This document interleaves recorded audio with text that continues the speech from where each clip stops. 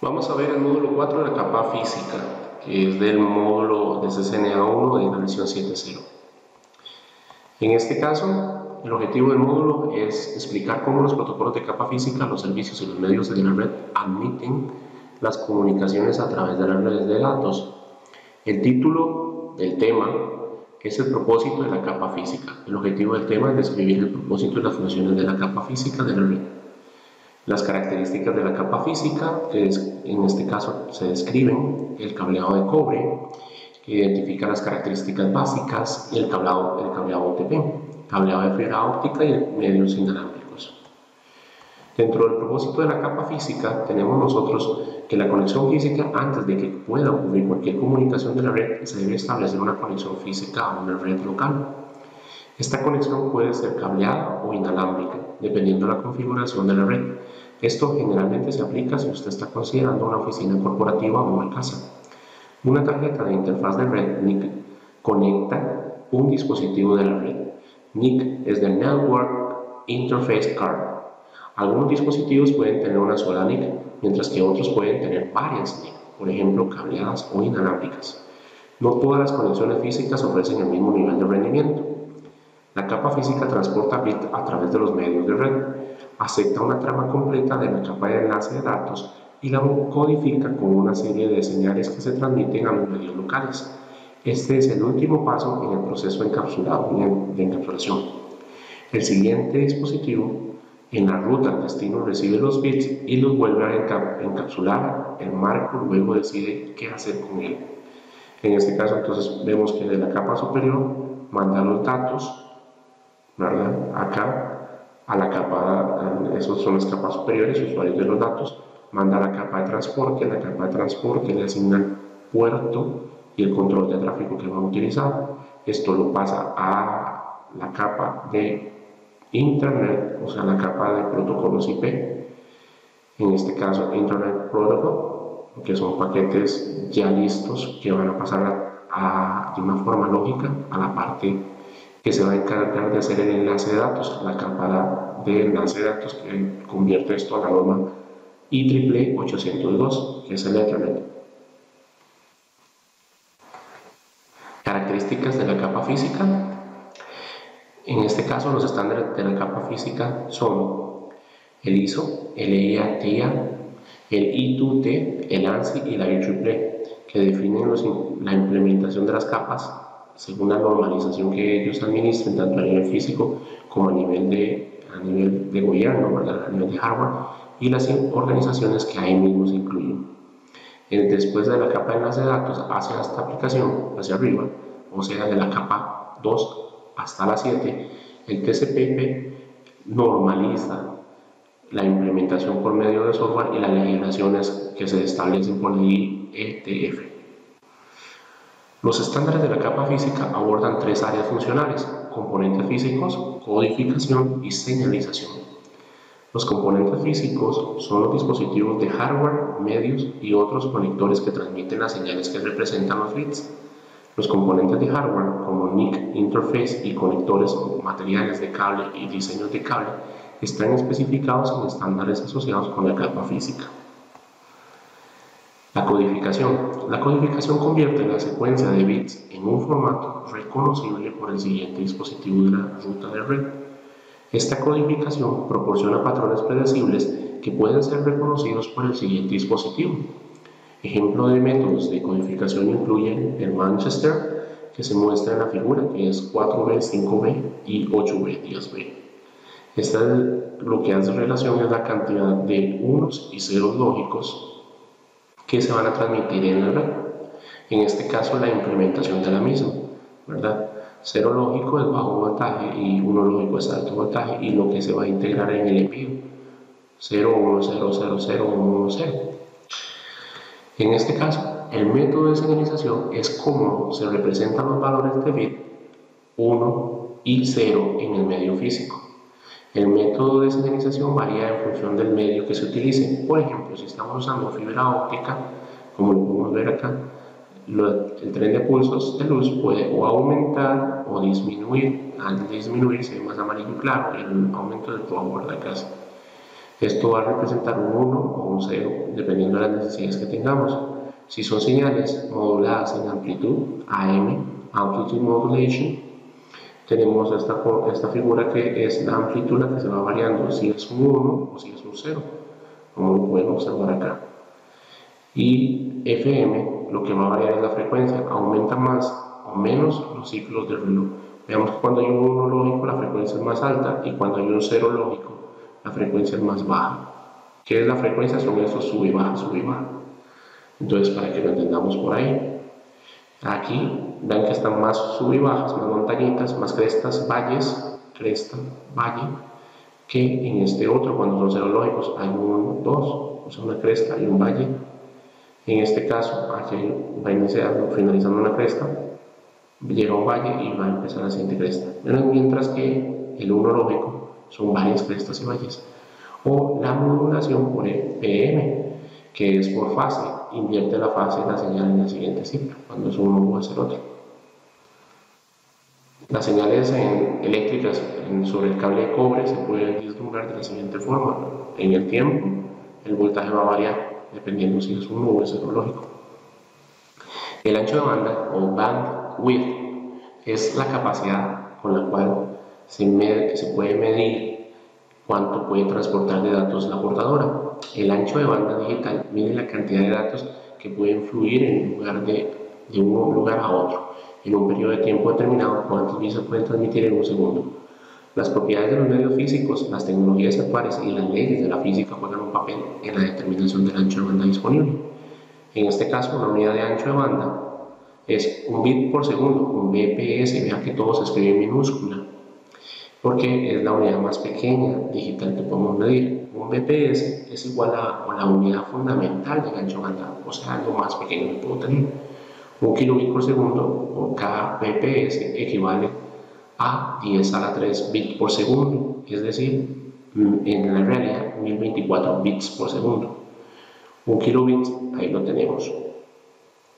Un megabit por segundo, un mbps, equivale a 1.000.000 de bits por segundo, o 10 a la 6 bits por segundo. Gigabit por segundo equivale a 1000 megabits por segundo, que equivalen a 1000 millones de bits por segundo, o 10 a la 9 bits por segundo. Y un terabit por segundo para nosotros equivale a 1.000.000 de millones de bits por segundo, o sea, 10 a la 12 bits por segundo, o 2 billones. La latencia es la cantidad de tiempo, incluidos los retrasos, para que los datos viajen de un punto a otro. O sea, es el tiempo total que va a tener de un punto A al punto B, todo lo que se va retrasando, todo lo que va cambiando de medios, etc. Todos esos tiempos se suman de llegar del punto A al punto B, se suman esos tiempos y eso es la latencia.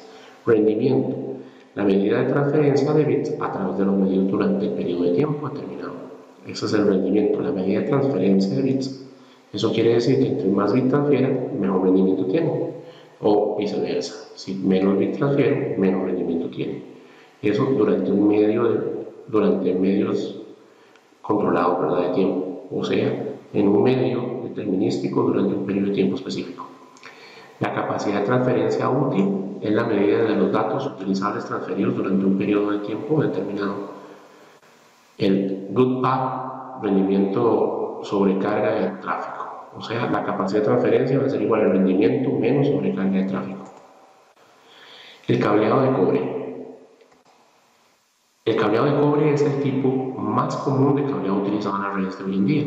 Es económico, es fácil de instalar y de baja resistencia al flujo de corriente eléctrica. Limitaciones: la atenuación. Cuanto más tiempo tengan que viajar las señales eléctricas, más débiles se vuelven. Las señales eléctricas es susceptible a las interferencias de dos fuentes. Se pueden distorsionar las señales de datos. Interferencia electromagnética, EMI, se llama eso. Electromagnetic interference, e interferencia de radiofrecuencia, radio frequency interference, y crosstalk, o sea, cuando se cruzan las señales a sí mismo, como cuando uno escucha el eco de uno. Mitigación: el estricto cumplimiento de los límites de longitud de cable mitigará la atenuación. Algunos tipos de cables de cobre mitigan el EMI y el RFI mediante el uso de blindaje metálico y conexión a tierra. A eso se le llama cables shielded o apantallados o con malla, y tienen que conectarse tanto en los dos extremos de tierra a tierras masa. Algunos tipos de cable de cobre mitigan la diafonía girando cables de par de circuitos opuestos juntos.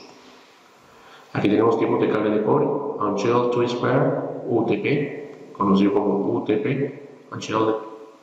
Cable, lo ven, este que está con una malla y todo forrado, Shielded Twist Pair, STP. Y el cable coaxial, que tiene la malla de cobre externa forrándolo al mismo. El UTP es el medio de red más común, terminado en conectores RJ45, interconectado en host con dispositivos de red intermediarios. Las características claves de los UTP: la cubierta exterior protege los cables de cobre del daño físico, los pares trenzados protegen a la señal de interferencia, el aislamiento de plástico codificado por colores aísla eléctricamente los cables entre sí e identifica en cada par. Mejor protección: el par trenzado blindado, el STP, mejor protección contra el ruido del UTP. Recordemos que el punto 2, esta malla, se tiene que conectar en ambos extremos a tierra. Esto hace que al ponerse a tierra el ruido externo nunca entre y que el ruido interno nunca salga. Ambas señales se anulan entre sí. Más caro que el UTP, es más seguro, ¿verdad?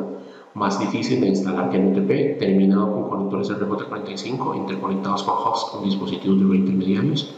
Características cables del STP, o sea, Shielded Twist Pair: la cubierta exterior protege los cables de cobre del daño físico.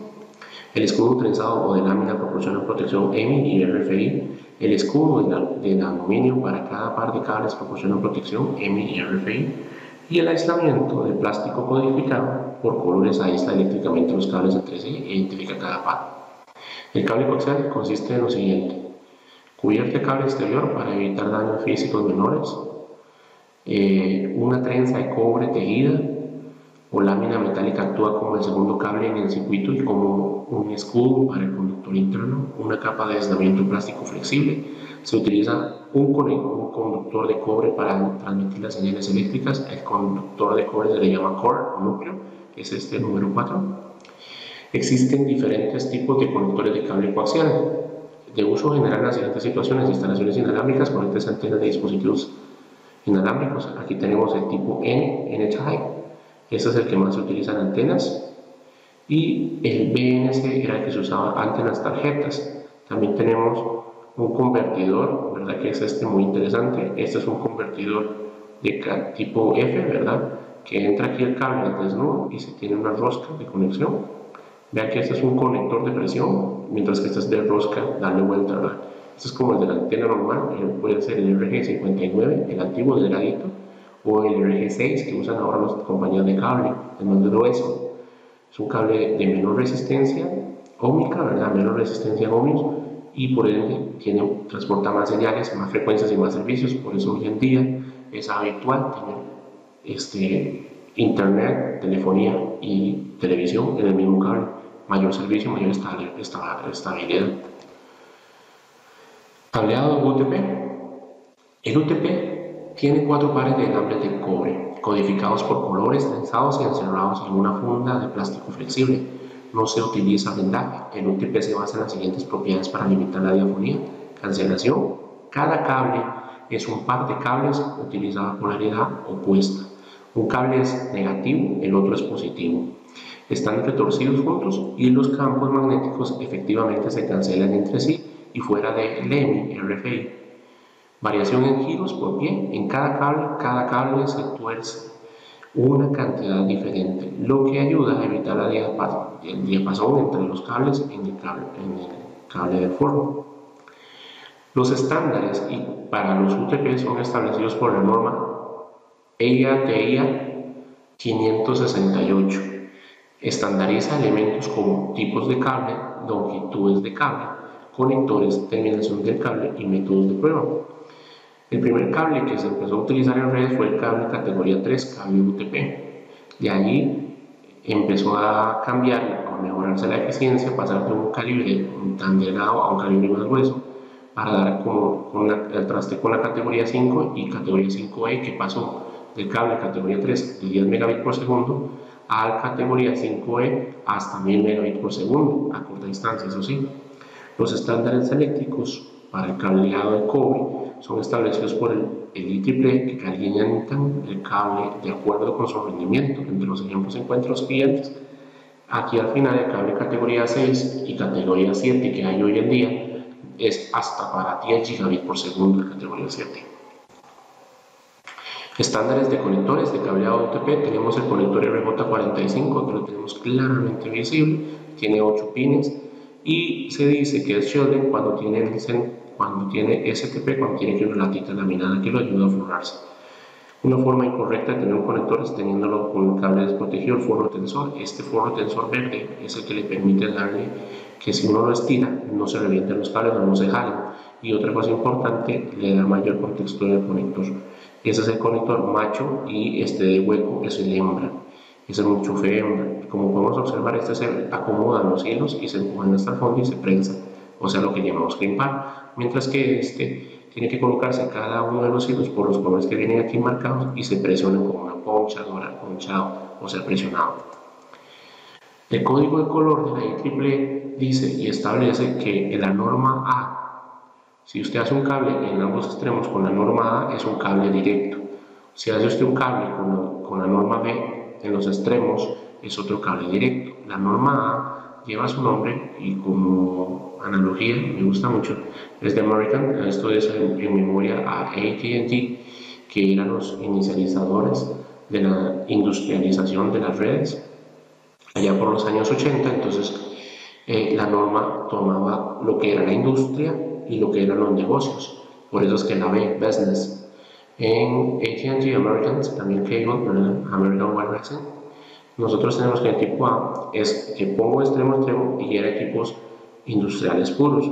Después se fueron mezclando equipo casero o equipo de negocios con equipo industrial. Entonces esto mezcló la tecnología tipo B con la A y viceversa. Entonces cuando se mezclan las dos, cuando yo tengo en un extremo un cable tipo A y en el otro extremo un tipo B, lo que estoy formando es un cable cruzado o crossover. Esto se usa para conectar equipos, los cables cruzados se usan para conectar equipos de igual capa de modelo OSI. Es decir, si yo quiero conectar una computadora con una computadora, uso un cable cruzado. Si yo quiero conectar un switch con un switch, uso un cable cruzado. Si quiero conectar un hub con un hub, un cable cruzado. Si quiero conectar un router con un router, cable cruzado. Si quiero conectar un router con una PC, cable cruzado. ¿Esto por qué? Porque según la norma, el modelo OSI y el modelo TCP/IP, la PC y el router están en la misma capa de modelo OSI, capa 3, por lo cual debería usarse cable cruzado. Siempre hay que respetar las capas. La capa 1 es la física y se encuentran los cables y los hubs. La capa 2 son la capa de enlace de datos y se encuentran los puentes, los bridge, y los switch, los conmutadores. Y en la capa 3 se encuentran los enrutadores, router, y los computadores, llámense servidores o cualquier host que usted quiera conectar a nivel superior, es decir, que reciba IP. El cable directo Ethernet en ambos extremos, como dije, es 568A o T568BB, ¿verdad? En ambos extremos. El Ethernet crossover es unir en un extremo el A y en el otro extremo el B. Esa es la explicación más lógica. El cable de consola es un cable rollover, es un cable especializado que se conecta al RS232 o ahora en el USB y sale con un conector RJ45 o con un conector USB. El cableado de la fibra óptica no es tan común como en UTP debido al gasto involucrado, ideal para algunos escenarios de redes, propiedades de cableado de fibra óptica menos susceptible a la atenuación y completamente inmune a las interferencias electromagnéticas y a las interferencias de radiofrecuencia, hecho de hebras flexibles y extremadamente finas de vidrio muy puro. Utiliza un láser o un LED para codificar bits por pulsos de luz. Usamos un láser cuando es monomodo, o sea cuando viaja un solo haz de luz, y utilizamos un LED cuando utilizamos multimodo. El cable de fibra óptica actúa como una guía de onda para transmitir luz entre dos extremos con una mínima pérdida de señal. Acá tenemos la fibra monomodo, viaja un solo haz de luz directo, su núcleo, o sea su punto central, es de 9 micrómetros, su exterior es de 125 micrómetros de diámetro y como ustedes pueden observar es un polímero, ¿verdad? Un polímero. El núcleo es muy pequeño, utiliza costos de láser, ¿verdad? costosos láser, aplicaciones de larga distancia. Es decir, si yo quiero hacer un cable de más de 10 kilómetros, utilizo láser. Si quiero utilizar una fibra con menos de 2 kilómetros, utilizo multimodo. La multimodo tiene dos tamaños de 50 y 62,5 micrómetros. Su exterior, vean que es el mismo diámetro del anterior, son 125 micrómetros, ¿verdad? El núcleo es más grande, utiliza LED menos caros, los LEDs transmiten a diferentes ángulos hasta 10 gigabits por segundo, más de 550 metros. La dispersión se refiere a la extensión de los pulsos de luz con el tiempo. El aumento de la dispersión significa una mayor pérdida de interferencia de la señal.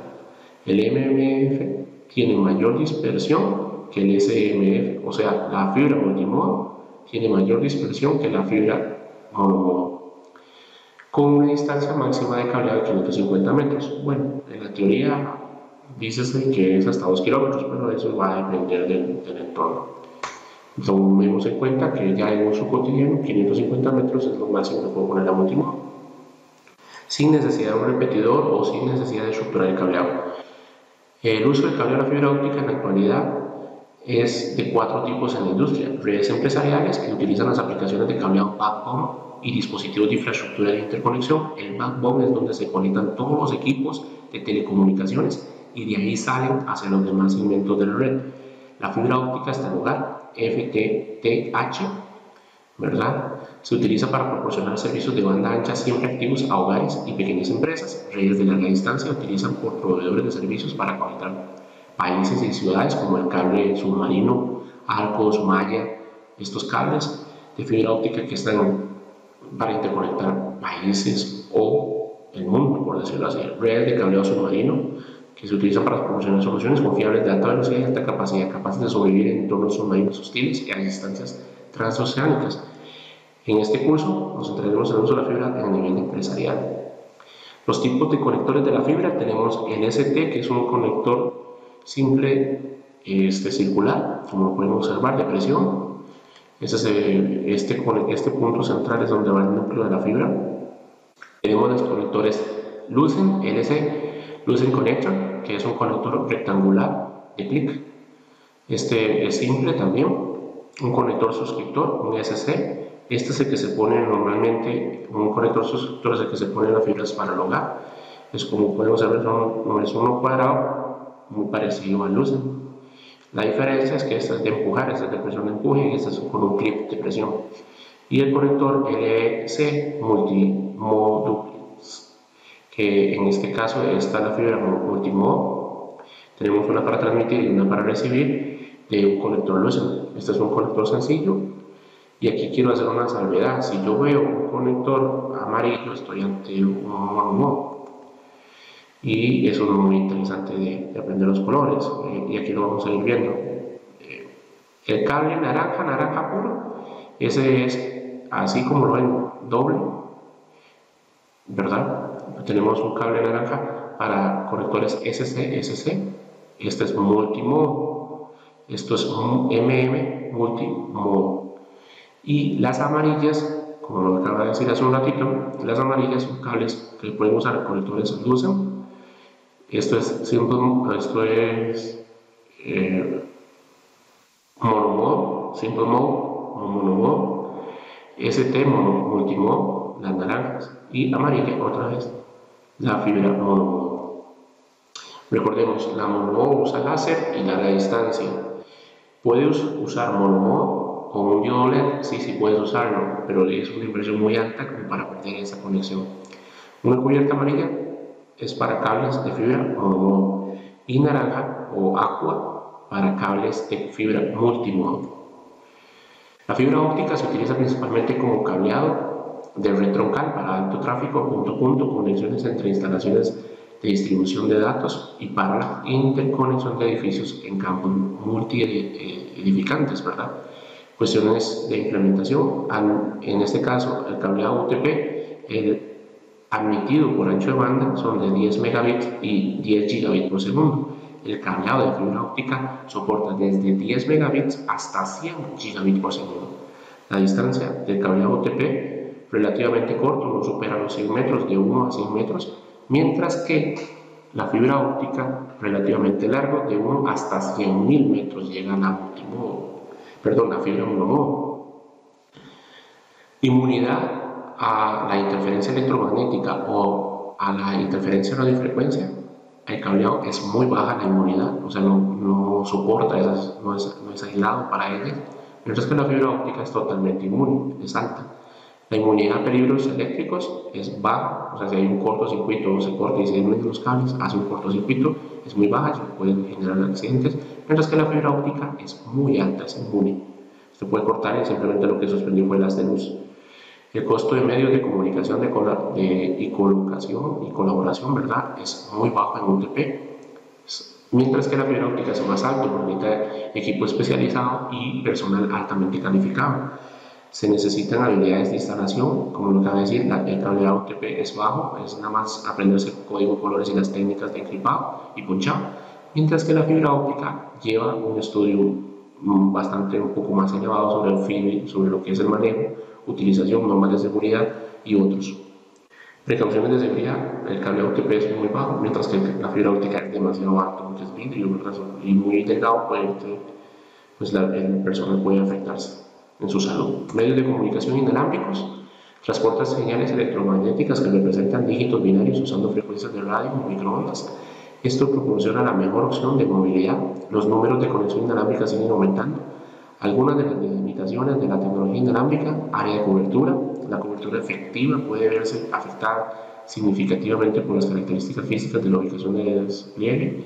Interferencia. La conexión inalámbrica es susceptible de interferencias y puede ser interrumpida por muchos dispositivos comunes. La seguridad. La cobertura de comunicación inalámbrica no requiere acceso a una cadena física de medios, por lo que cualquiera puede acceder a la transmisión. Y las WLAN de medio compartido funcionan en semiduplex, lo que significa que solo un dispositivo puede enviar o recibir a la vez. Muchos usuarios que acceden a la WLAN simultáneamente resultan en un ancho de banda reducido por cada usuario. O sea, las Wireless Local Area Networking se van a ver afectadas por la cantidad de personas que se conecten a ellas. Los niveles de encriptación de las señales tienen que ser muy retribuibles. Veamos que son señales de radiofrecuencia a niveles de microondas, en algunos momentos también, ya que hoy en día hablamos de 2.4 GHz o 5 GHz de conexión, dependiendo. Entre más frecuencia, menos distancia, pero eso sí, más ancho de banda, más servicios.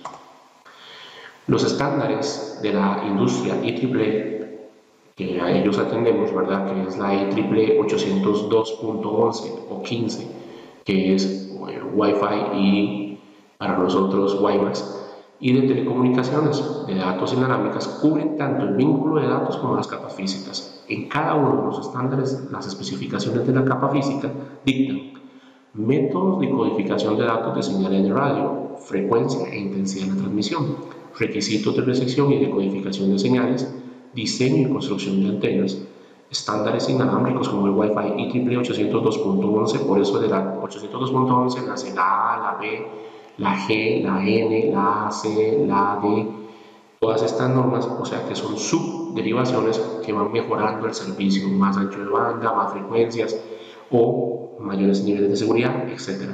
Tecnologías LAN inalámbricas, WLAN, el Bluetooth, que es el IEEE 802.15, que es el estándar de red inalámbrica de área personal, WPAN, ¿verdad? Que WPAN significa Wireless Personal Area Network, que esto es, recordemos que el Bluetooth no puede superar los 10 metros de distancia. El WiMAX, que está bajo la norma IEEE 802.16, que utiliza una topología punto a multipunto para proporcionar acceso inalámbrico de banda ancha. Y el ZigBee, que es la IEEE 802.15.4, que son comunicaciones de baja velocidad de datos y bajo consumo de energía, principalmente en aplicaciones de Internet de las Cosas. El ZigBee es módulos de transmisión, no son Bluetooth puro, pero que sí te permiten el ZigBee darte mayor conectividad a otros dispositivos, dando mayor seguridad, como por ejemplo son los llaveros o llaves de pasa token o las tarjetas hoy en día las tarjetas de crédito que tienen ese chip que te permiten el cobro inalámbrico. Eso es ZigBee, para que lo tengamos un poquito más asociado. En general, una alarma inalámbrica WLAN requiere los siguientes dispositivos: punto de acceso inalámbrico, o sea, un access point, que concentre las señales inalámbricas de los usuarios y que conecte a las infraestructuras de la red basada en cobre existente, adaptadores de NIC inalámbricos que brindan capacidad de comunicaciones inalámbricas a los hosts de red. Hay una serie de estándares WLAN. Al comprar equipos WLAN, asegúrese de compatibilidad e interoperabilidad. Siempre recomiendo utilizar routers de la última tecnología con tarjetas de la última tecnología, pero si tenemos que interconectar, es mejor que el equipo, el host, sea el que esté, digamos, descontinuado antes que el equipo de conexión de punto inalámbrico. Entre mejor sea el equipo de punto inalámbrico, más servicios y mejor escalabilidad y mejor rendimiento nos va a ofrecer. Es decir, los routers inalámbricos deben de ser lo más robusto que existan. Los administradores de red deben desarrollar y aplicar políticas y procesos de seguridad estrictos para proteger la WLAN de accesos no autorizados y de daños. En este caso, módulos entendidos, ¿verdad? Para este proceso. Se hace un resumen sobre lo que es físico, cableado y los dos tipos de cableos que tenemos: medios guiados, que pueden ser cable de cobre, que puede ser cable UTP, STP o coaxial, y medios guiados también por medio de luz, que puede ser fibra óptica, de la cual tenemos monomodo y multimodo, y medios no guiados, esos son las de radiofrecuencia: Bluetooth, Zigbee, WiMAX y Wi-Fi.